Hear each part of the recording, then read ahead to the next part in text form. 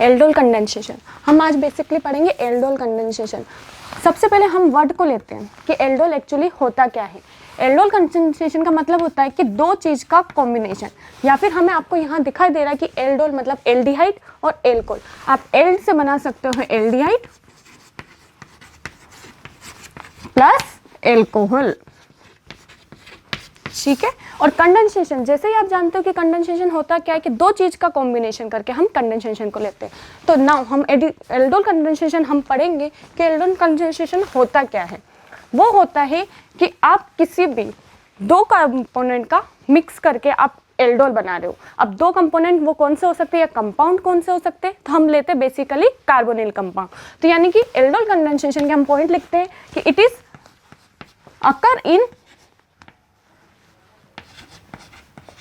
occur in carbonyl compound।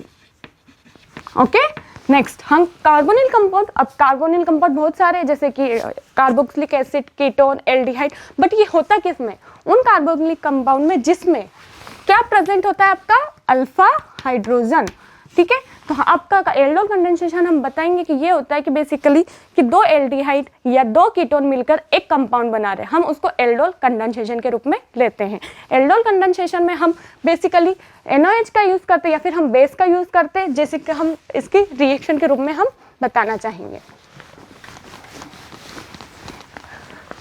आप aldol condensation में दो टाइप के मॉलिक्यूल ले सकते हो, या तो दोनों एल्डिहाइड हो सकते हैं या दोनों कीटोन हो सकते हैं। नेक्स्ट हम इसमें दो, एक एल्डिहाइड और एक कीटोन को भी लेके पढ़ा सकते हैं। जैसे कि हम बेसिकली हम यहाँ लेंगे दो एल्डिहाइड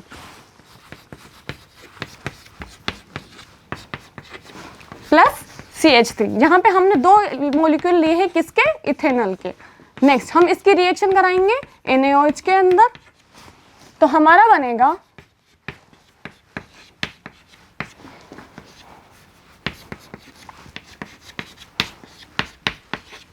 देखो ये हमारा कार्बोनिल कंपाउंड है, आपको पता है CO कार्बोनिल कंपाउंड है। अब इसके जस्ट पास वाला कार्बन हमें पता है क्या होता है, अल्फा कार्बन, तो हम ये लेंगे अल्फा।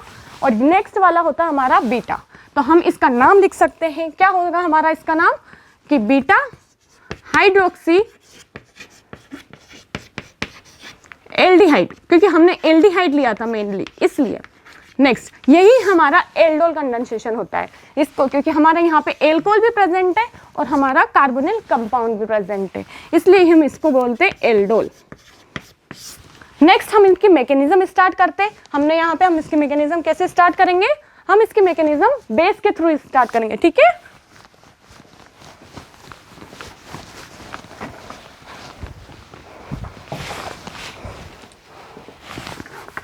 हम इसकी मैकेनिज्म स्टार्ट करते हैं, ठीक है। हमें पता है कि हमने यहाँ पे एसिड लिया है, मतलब बेस लिया है, सॉरी। तो हमारा बेस क्या है, OH। आपको भी पता है कि बेस का दो काम होता है, या तो एसिडिक हाइड्रोजन एब्स्ट्रैक्ट करना या फिर न्यूक्लियोफिलिक एडिशन देना। यहाँ पे हमारा OH जो होगा वो एसिडिक हाइड्रोजन एब्स्ट्रैक्ट करेगा। दैट मीन्स कि आपकी अल्फा हाइड्रोजन प्रेजेंट होगा जिस कार्बोनिल पे, उस पे ये OH अटैक करके हाइड्रोजन को रिमूव कर लेगा। तो हम यहाँ पे लिखते हैं इथेनॉल लेते हैं हम, फर्स्ट मॉलिक्यूल हमारा, यहां से ये अटैक करेगा और ये इसको रिमूव कर देगा, ठीक है। तो आपका निकला क्या, -H2O। नेक्स्ट अब हमारा ये हमारा फर्स्ट तीन रिएक्शन में, तीन स्टेप में होता है। हमारी फर्स्ट स्टेप ये है, यहाँ पे हमारा क्या बन गया, कार्ब एनाइन, जिसको हम इनोलेट आयन भी बोलते हैं, ठीक है। अब ये इनोलेट आयन रेजोनेंस के थ्रू और स्टेबल हो सकता है, कैसे कि इसका आयन जाएगा इस बॉन्ड के ऊपर और इसका जाएगा इस बॉन्ड के ऊपर।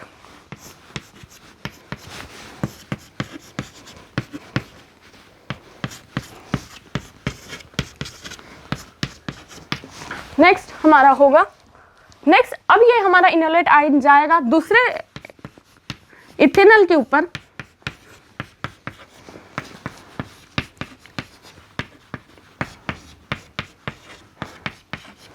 और ये जाके हमारा इस कार्बन के ऊपर अटैक करेगा और ये वाला बॉन्ड हमारा ऑक्सीजन की तरफ मूव करेगा। तो हमारा यहाँ पे बन जाएगा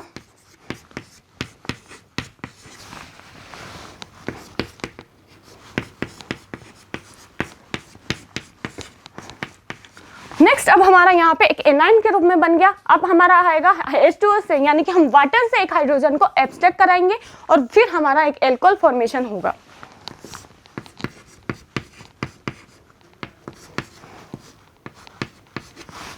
ये वाला हमारा यहाँ पे जाएगा और हमारा नेक्स्ट बन जाएगा जो हमारा मेन कंपोनेंट है, जो है हमारा एल्डिहाइड।